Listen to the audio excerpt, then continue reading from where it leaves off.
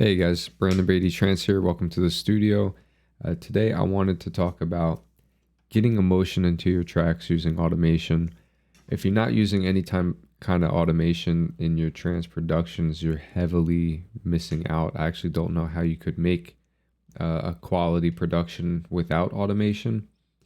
I think most producers are going to understand you need to automate the pads with like filters. You can automate the rolling basses with filters, and we're doing a lot of filter automation.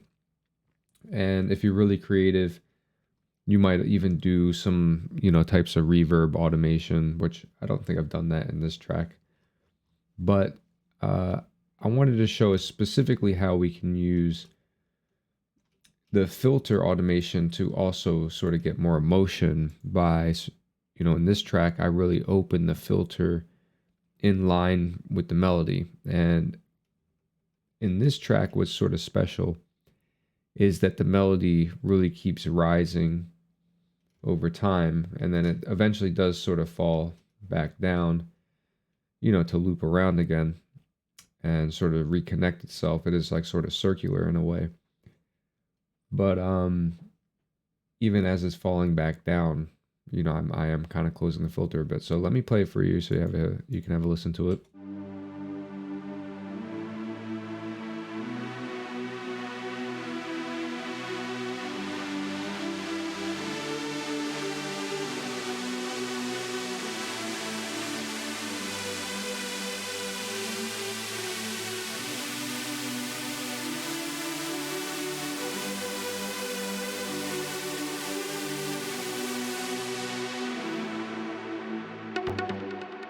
So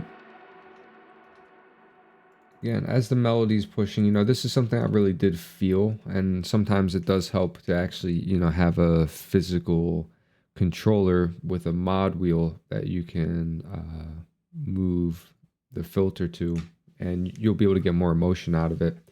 So, as you can see, this isn't necessarily like a straightforward open and close, sort of like what I did here, which I think this is fine during like a drop or during like the parts of the track where you just sort of need the pad to fade back in.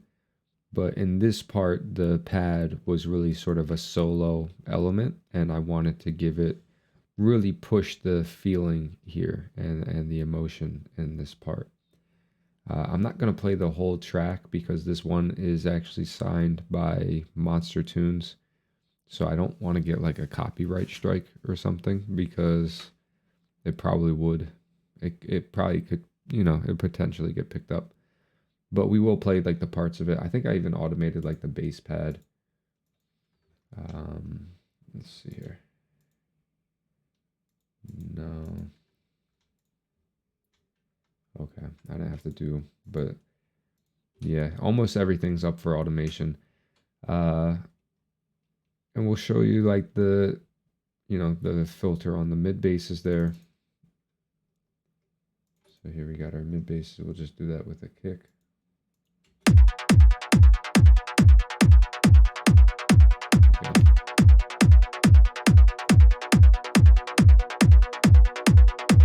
Just some filter automation.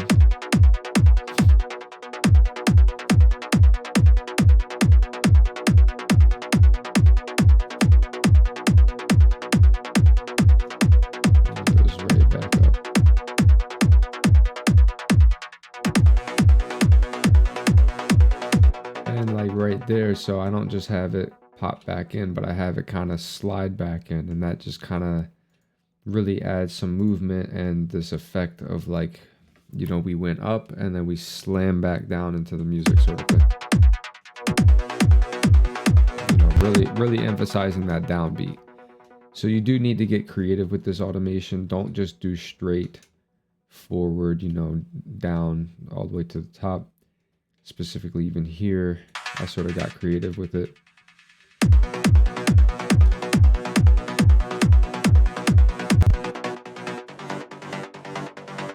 So I didn't fade it out for this part. Same with the plucks. I will sort of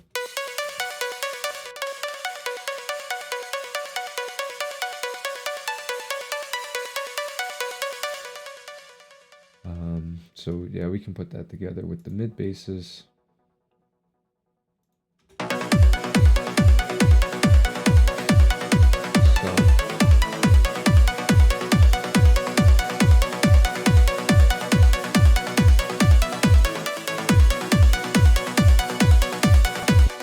We're even bringing the pads in with automation, and really just building the track up by pushing more frequencies in.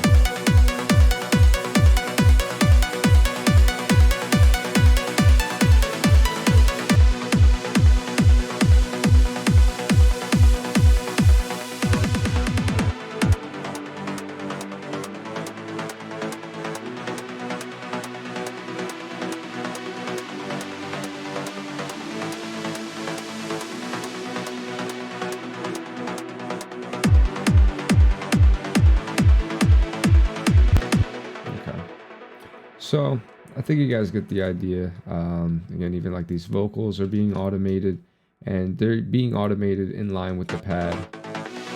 I can play these.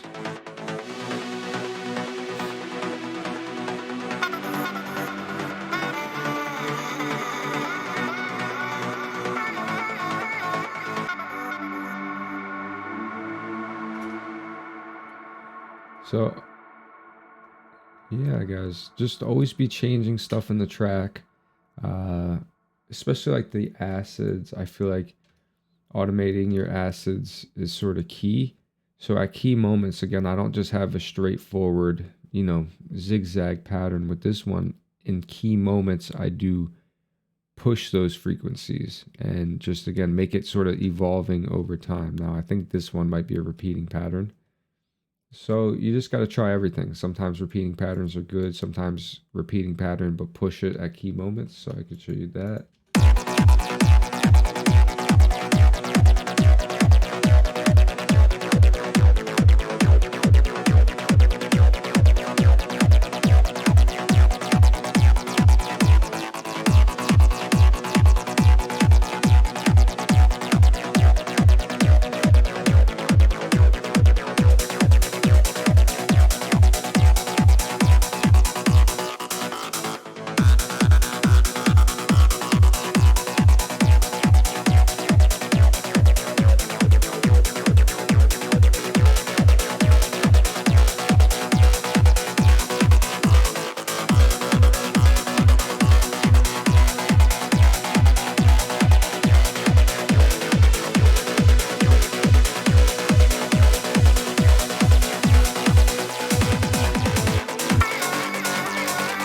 So literally like every sound that you're listening to right now basically has automation, except the percussion at that point. The percussion's pretty solid.